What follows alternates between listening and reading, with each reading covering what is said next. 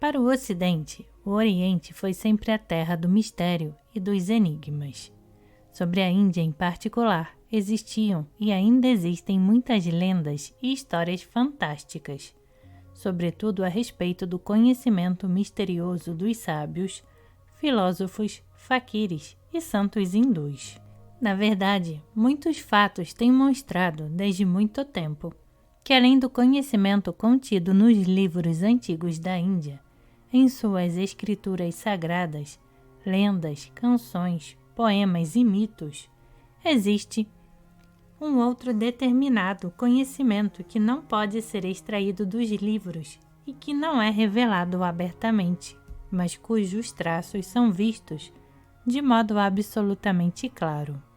É impossível negar que a filosofia e as religiões da Índia contêm inesgotáveis fontes de pensamento, e a filosofia europeia fez e continua fazendo largo uso dessas fontes, mas de maneira muito estranha.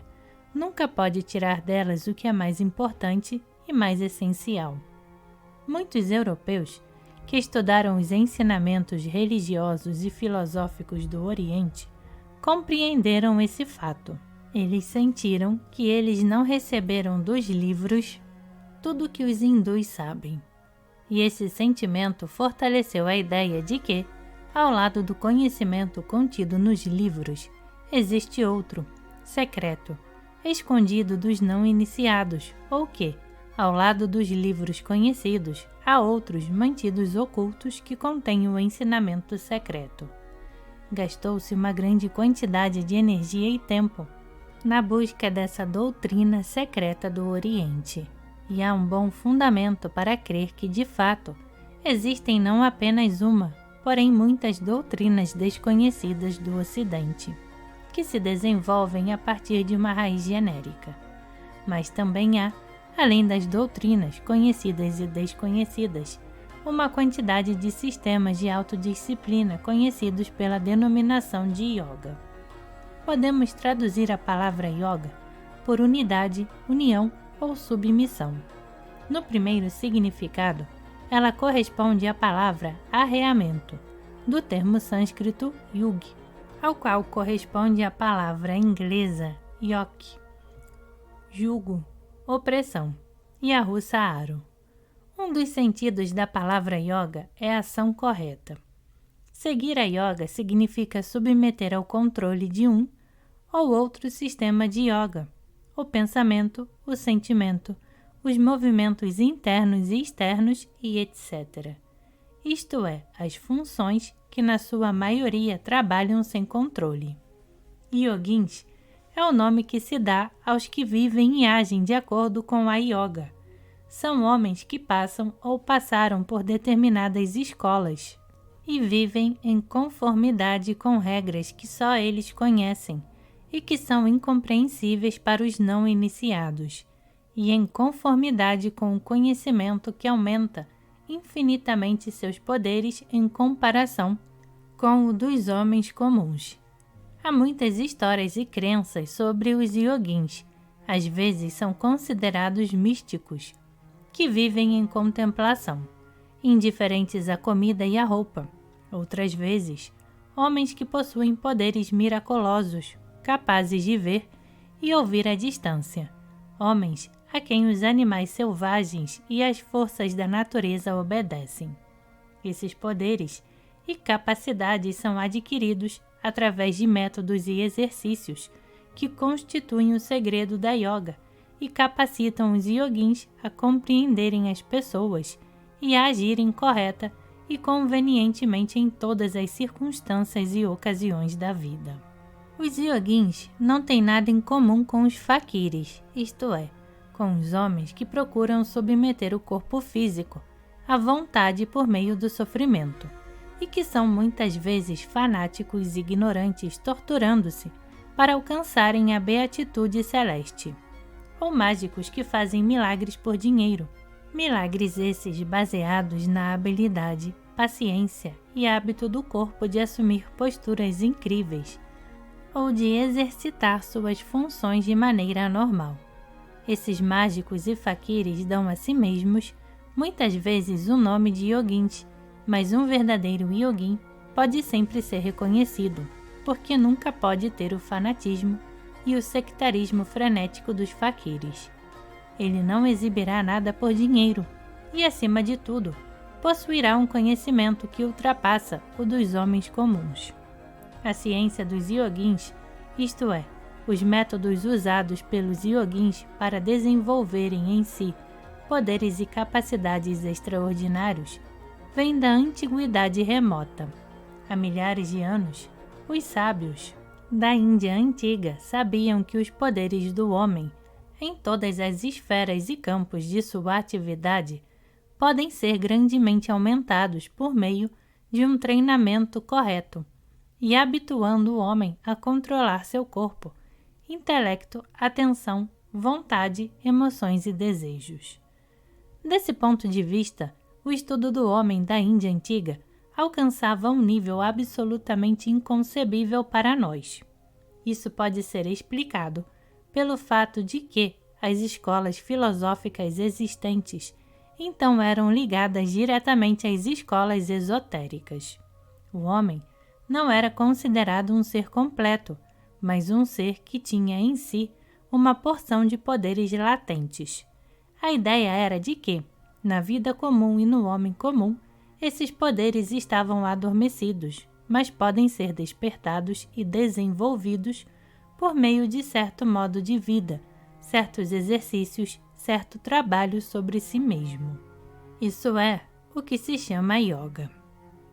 Um conhecimento das ideias da yoga torna o homem capaz, em primeiro lugar, de se conhecer melhor, compreender suas capacidades e inclinações latentes, descobrir e determinar a direção em que elas devem ser desenvolvidas e, em segundo lugar, de despertar suas capacidades latentes e aprender como usá-las em todos os caminhos da vida. A ciência dos yogins, ou mais corretamente, o ciclo das ciências dos yogins, consiste em descrições desses métodos, adaptados aos homens de diferentes tipos e atividades na vida, e também na exposição das teorias relacionadas com esses métodos. Cada uma das ciências que compõem a yoga se divide em duas partes, a teórica e a prática.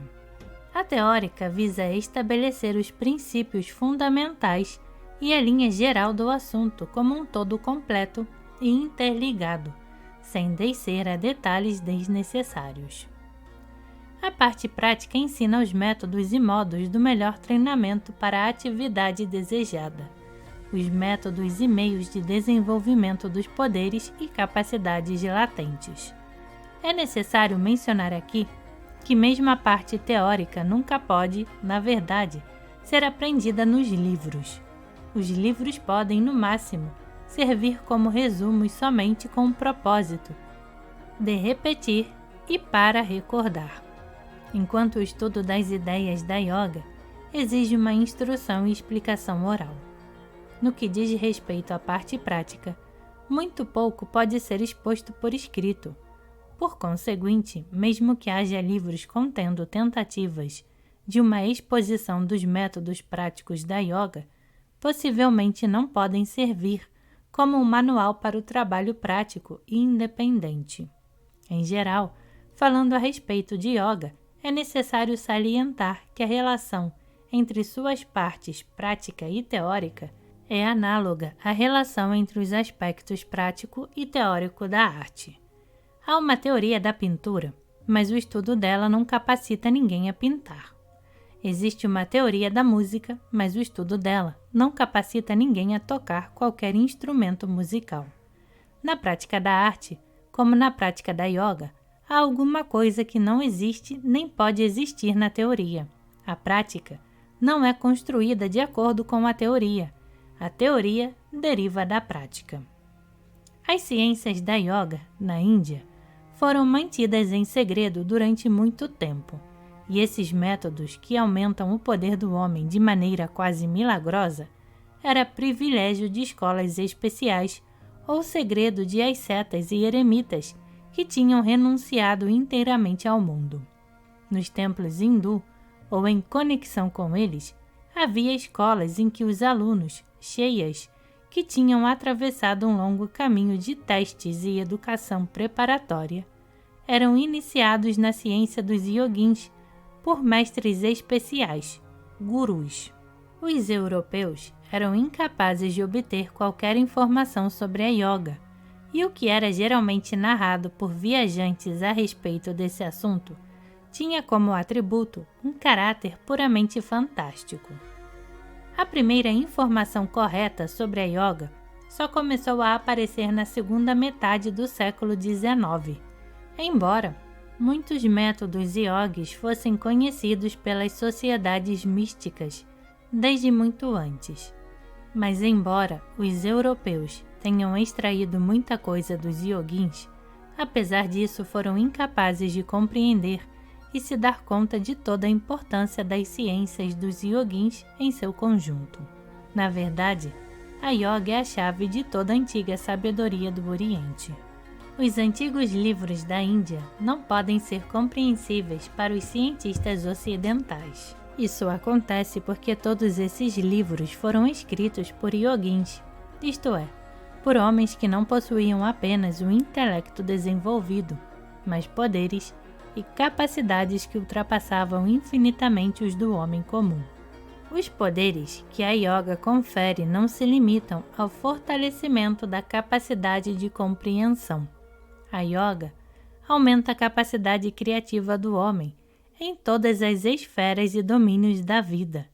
Dá-lhe a possibilidade de penetração direta nos mistérios da natureza, revela-lhes os segredos da eternidade e os enigmas da existência.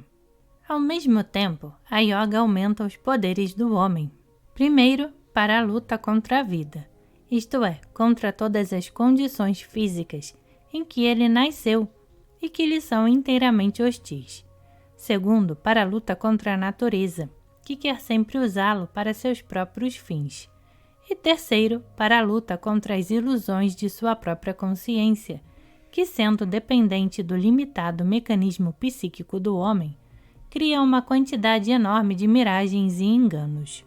A yoga ajuda o homem a lutar contra a ilusão das palavras. Mostra-lhe claramente que um pensamento expresso por palavras não pode ser verdadeiro, que não pode haver verdade nas palavras, que na melhor das hipóteses, elas podem somente sugerir a verdade, revelá-la por um momento e logo ocultá-la. A yoga ensina o caminho para encontrar a verdade oculta, dissimulada nas coisas, nas ações dos homens, nos escritos de grandes sábios de todos os tempos e povos. A yoga tem 5 divisões. 1. Raja Yoga, ou Yoga do desenvolvimento da consciência. 2. Jnana Yoga, ou Jnana ou Ganana Yoga, a yoga do conhecimento. 3. Karma Yoga, ou Yoga das ações corretas. 4. Hatha Yoga, a yoga do poder sobre o corpo. 5. Bhakti Yoga, a yoga da ação religiosa correta. As 5 yogas são 5 caminhos que conduzem à mesma meta, a perfeição, a transição para os níveis mais elevados de conhecimento e de vida. As divisões das 5 yogas dependem da divisão de tipos do homem, suas capacidades, preparação e etc. Um homem pode começar pela contemplação, pelo estudo do seu próprio eu. Outro precisa do estudo objetivo da natureza. Um terceiro deve, antes de tudo, compreender as regras de conduta na vida comum. Para um quarto, antes de mais nada, é necessário adquirir o controle do corpo físico. Para um quinto, é necessário aprender a orar, compreender seus sentimentos religiosos e aprender a dirigi-los. A yoga ensina como fazer corretamente tudo o que o homem faz. Só pelo estudo da yoga, o homem pode ver como agiu erradamente em todas as ocasiões de sua vida. Quanta força desperdiçou de maneira completamente inútil, alcançando só os resultados mais pobres com um dispêndio de energia enorme. A yoga ensina ao homem os princípios da correta economia de forças. Ensina-lhe a ser capaz de fazer tudo o que faz conscientemente quando é necessário. Isso aumenta desmedidamente os poderes do homem e aperfeiçoa os resultados do seu trabalho. O estudo da yoga, antes de tudo, mostra ao homem quanto ele tinha se enganado a seu próprio respeito. O homem se convence de que é muito mais fraco e muito mais insignificante do que se considerava, e ao mesmo tempo de que pode se tornar mais forte e poderoso do que o mais forte e poderoso homem que ele possa imaginar. Ele vê não só o que é, mas o que pode vir a ser. Sua concepção da vida, do lugar, papel e finalidade do homem na vida sofre uma completa mudança. Ele perde o sentimento de separação e o de falta de sentido e de natureza caótica da vida. Começa a compreender seu objetivo e a ver que sua busca desse objetivo coloca-o em contato com outras pessoas que seguem na mesma direção. A yoga não procura como seu objetivo primário guiar o homem. Ela apenas aumenta seus poderes em qualquer das direções de sua atividade, mas ao mesmo tempo, usando os poderes dados pela yoga, o homem pode seguir uma única direção. Se ele mudar essa direção, a própria yoga se voltará contra ele, o deterá, o despojará de todos os poderes e pode até, possivelmente, destruí-lo totalmente. A yoga dá enorme poder, mas esse poder só pode ser usado em determinada direção.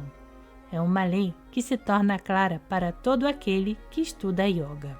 Em tudo a que se refere, a yoga ensina o homem a discriminar o real do falso. E essa capacidade de discriminação adequada ajuda o homem a encontrar as verdades ocultas, onde até agora ele não tinha visto nem suposto nada oculto. Quando um estudioso da yoga começa a estudar determinados livros que pensava conhecer muito bem, encontra de repente neles, para seu profundo espanto, uma infinidade de coisas novas.